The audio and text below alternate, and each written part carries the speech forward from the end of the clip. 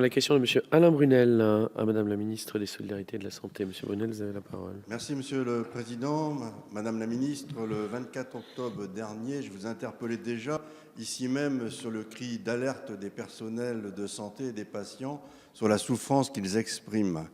Force est de constater que partout dans le pays, les hôpitaux publics restent au bord de la crise des nerfs. Je pense particulièrement à Bastia, Rennes, Châteaubriand, Évron, Montluçon, Saint-Denis, pour ne citer que cela. Tous ces établissements connaissent actuellement des mouvements de grève pour défendre les conditions de travail et l'accès aux soins. Plus spécifiquement, j'aimerais vous interroger sur le sort de l'hôpital de Douai, situé au cœur d'un territoire où tous les indicateurs sont au rouge en termes d'emploi, de logement et de santé. J'ai pu constater à quel point cet établissement était sous tension lors d'une récente visite sur place. Turnover important entre les services où il faut sans cesse boucher les trous dans l'urgence.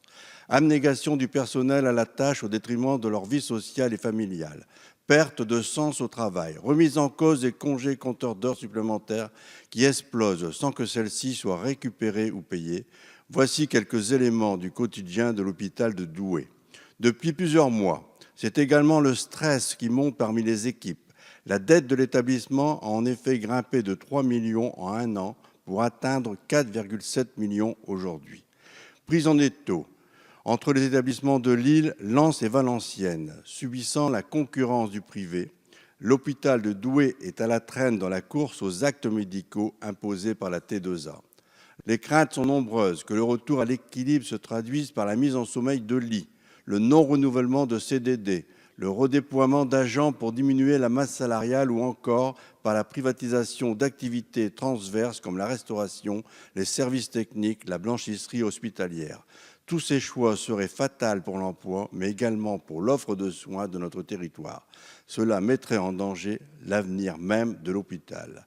À l'approche de la fin d'année, ma question sera simple et appelle une réponse claire. Êtes-vous prête à débloquer une enveloppe financière d'urgence pour l'hôpital de Douai dans la perspective d'un plan de rattrapage prenant en compte la situation financière compliquée de l'établissement, mais également les besoins de santé importants de notre territoire? Merci. Je vous remercie. Madame la Ministre, vous avez la parole. Monsieur le Président, Monsieur le député Brunel, le centre hospitalier de Douai est l'établissement pivot, effectivement, d'une zone de proximité de plus de 240 000 habitants. Il assure une offre de soins complète en médecine, chirurgie obstétrique, pédiatrie, psychiatrie, gériatrie. Le bâtiment a été reconstruit en 2008. Depuis le 14 octobre 2014, vous le savez, le centre hospitalier de Douai est entré en dialogue de gestion avec l'ARS suite à un rapport de la Chambre régionale des comptes. L'établissement a donc procédé en 2015 à une diminution de son capacitaire de 28 lits et de ses effectifs équivalents. Cette évolution concerne les services de soins continus, chirurgie, pédiatrie et obstétrique. Aujourd'hui, la part d'hospitalisation complète est en diminution et celle de l'hôpital de jour en augmentation. Ça va avec le virage ambulatoire que nous souhaitons. Par exemple, par rapport à 2016, sur les séjours de janvier à juillet 2017, il est constaté une diminution de moins 1,7% des séjours temps complet.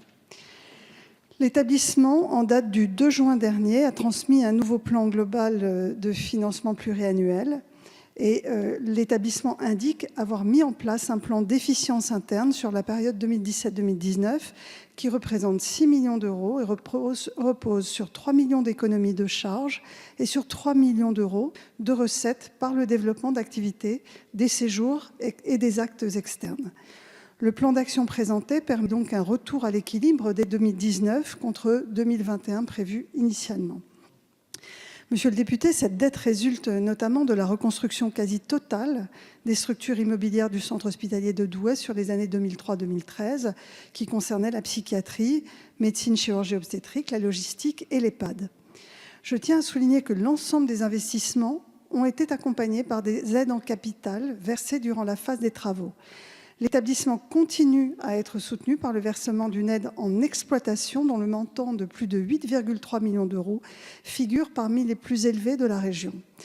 Aussi, comme vous pouvez le constater, monsieur le député, l'ARS est réellement bien présente pour aider au mieux le centre hospitalier de Douai, car l'ARS sait le rôle pivotal, évidemment, que joue cet établissement au centre de ce bassin de vie. Je vous remercie. Je vous remercie. Monsieur Brunel, vous souhaitez intervenir? Monsieur le Président, Madame la Ministre, je ne peux pas être satisfait de votre réponse. Demain, je rencontre l'ARS concernant cette même situation.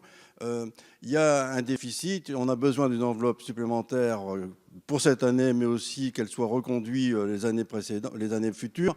La situation est dramatique à l'hôpital de Douai. Il y a une situation de souffrance énorme. Il n'y a pas qu'à l'hôpital de Douai, parce que tous les hôpitaux maintenant manifestent leur colère et leur souffrance. Alors non, je ne peux pas être satisfait et je ferai appel à l'ARS, effectivement, et je continuerai à me battre pour cet hôpital parce qu'on est un secteur, un bassin qui est en souffrance également, on l'a dit dernièrement, et vous-même, vous l'avez dit dans le quotidien régional. Et donc, Madame la Ministre, je ne suis pas satisfait de votre réponse. Merci.